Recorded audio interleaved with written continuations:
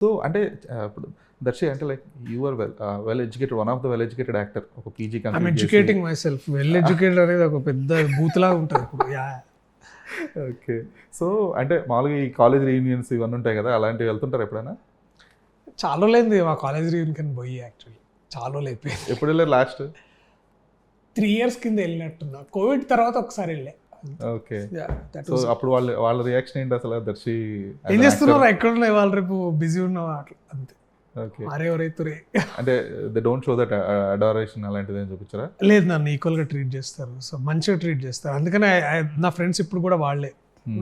వాళ్ళు నాకు పెద్ద బావియరు, నాకు అదే నచ్చుతుంది. నన్ను అప్పుడులో ఎట్లా చూస్తారు అలాగే చూస్తారు. సో అందుకే వాళ్ళ దగ్గరికి వెళ్తారు. ఓకే.